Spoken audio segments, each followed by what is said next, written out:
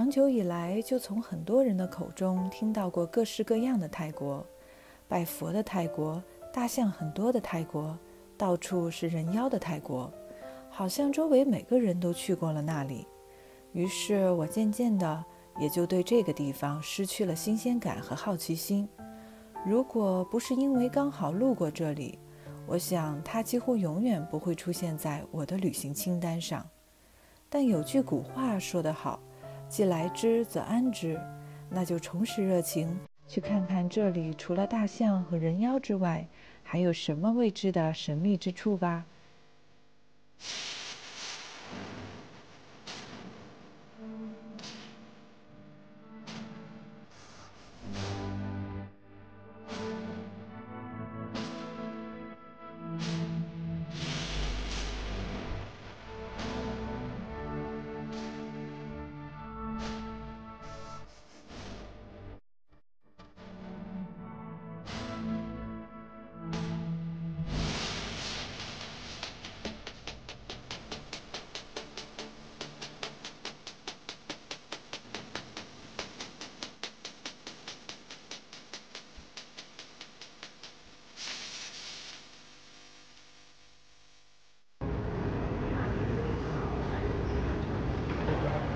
经过了将近20个小时的飞行，终于到达了曼谷。当走出机场，双脚正式踏上地面的那一刻，一股暖流立刻迎面扑来，整个人仿佛瞬间被投入了温泉。鼻腔和肺泡将东南亚的温热氧离子注入进了身体的每一条血管，于是大脑里便有了属于曼谷的第一块记忆——炎热。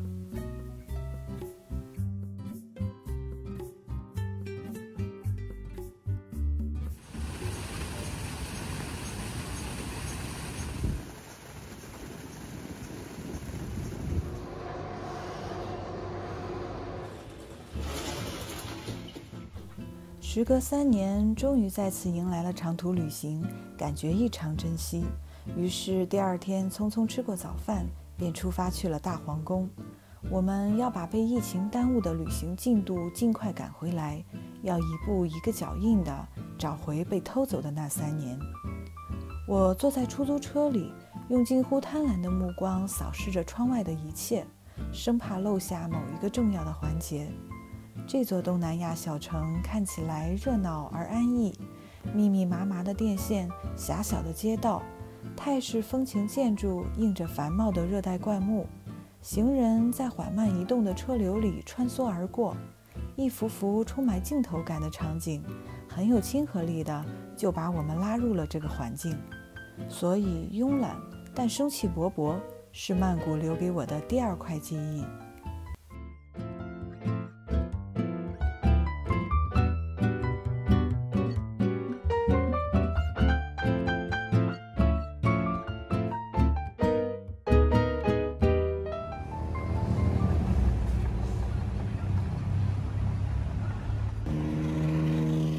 就像第一次去北京一定要参观故宫一样，来到曼谷，你不得不去的一个地方就是大皇宫。它是历代泰国王室起居办公的主要场所，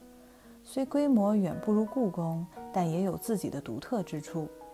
因为是泰国的政治文化中心，也是枢密院、财政部等重要机关的所在地，想必大皇宫几里之外就会见到全副武装的军人。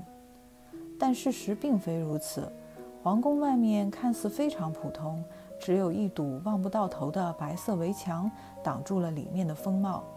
游客川流不断，从一个比普通院门大不了多少的小门进去，就是购票点。印象中，中国的建筑特别讲究门，门的装饰、门的大小，都预示着户主的财富和地位。因此，无论是宫殿、祠堂还是府宅，都有着又高又宽的对开大门。相比之下，泰国大皇宫的门低调得异乎寻常，导致穿过门后突如其来的气魄建筑，让人有种穿越时空的感觉。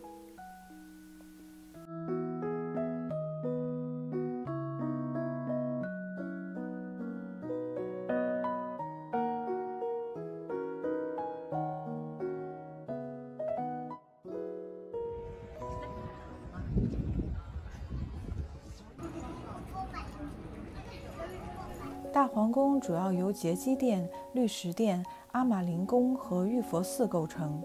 其中给我印象最深的就是玉佛寺，它是泰国最著名的佛寺，也是泰国佛教最神圣的地方。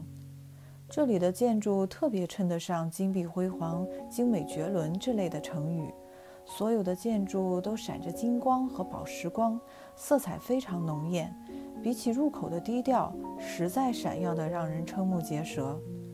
泰国特有的三顶式结构的屋顶，尖尖的直耸云端，鱼鳞状的琉璃瓦蜿蜒在一层又一层的石砾上，在阳光的庇佑下五彩斑斓。金色的廊柱、金色的雕塑、金色的壁画已经耀花了眼睛。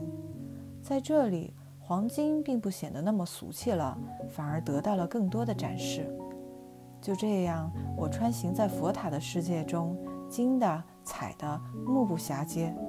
有那么一瞬间，能感受到的不仅仅是直冲眼球的绚丽，似乎还有一种承载着信仰的浓厚气息。我不禁感叹道，这一切的辉煌恐怕是因为信仰吧，否则如何能创造出如此不一般的美丽呢？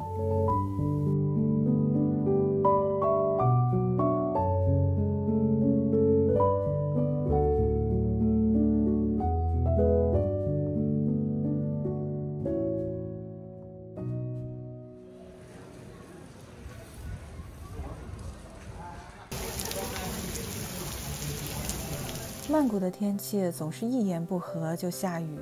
突如其来的一场雨也扰乱了游客游览的节奏。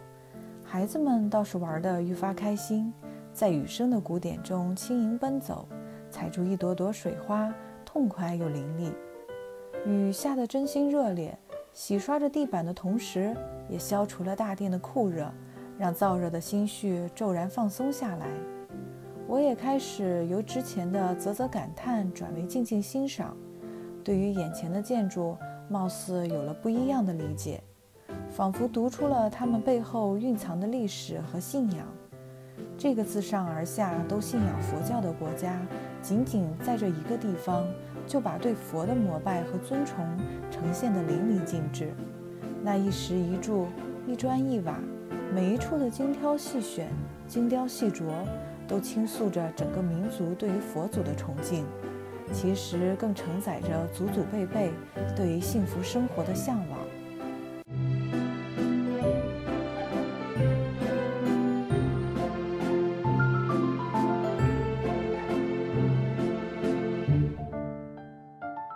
雨渐渐停了，游客也慢慢散去。离开大皇宫的路上，我总忍不住回头眺望。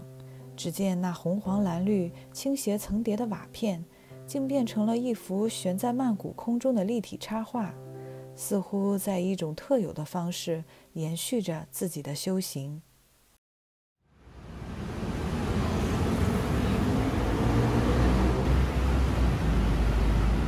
有关于曼谷的记忆，拥堵的交通必须占有一席之地。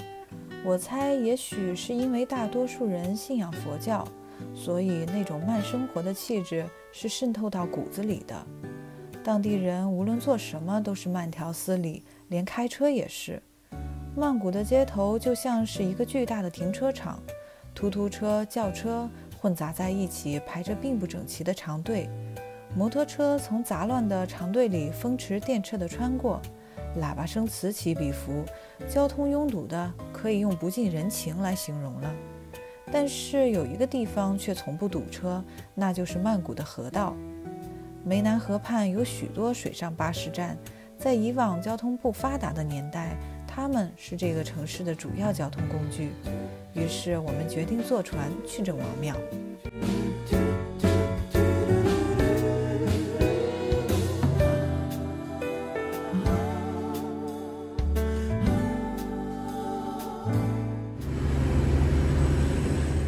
湄南河将曼谷一分为二，很多有名的寺庙都集中在东岸，但在西岸的吞武里有一座很具有代表性的庙宇郑王庙，它与大皇宫隔河相望，远远望去如同威武的将军伫立在曼谷老城区的天际线上，守卫着暹罗大帝。郑王庙是为了纪念曾建立吞武里王朝的达信王郑信而建造的，它是曼谷最高的佛塔，也是最先迎接黎明第一束光的地方，所以又被称为黎明寺。郑王庙塔群青白相间的色彩基调，使之呈现出与金碧辉煌的泰国主流寺庙截然不同的气质，古朴淡雅，并伴着一些清新精致之气。虽不像玉佛寺那样绚烂夺目，却也绝对称得上巍峨壮观。特别是塔身上那些用中国瓷片镶嵌的柔和娇嫩的图案，竟以一种温软的秀丽，伴美出典雅厚重的景象及卓尔不群的气质，使我1秒之内就被它征服了。塔身虽是4边形，但转角处迂回曲折，层层叠叠，给人以流动的韵律感。丰富的层次、精致的雕刻、镶嵌的彩陶贝壳，让整个建筑都繁琐到惊人。当你离近了看，也会感叹细节之多。但这些元素组合在一起，却又非常协调，不会因为细节而琐碎。登上2层的平台，视野开阔起来，四周的小塔也更加清晰。湄南河的旖旎风光尽收眼帘，有水这里似乎也更加有了灵气。明明都是砖头瓦片，却好像能发出美妙的音乐，让你看到一幅幅美丽的画卷，甚至能让你看见一段灿烂的历史。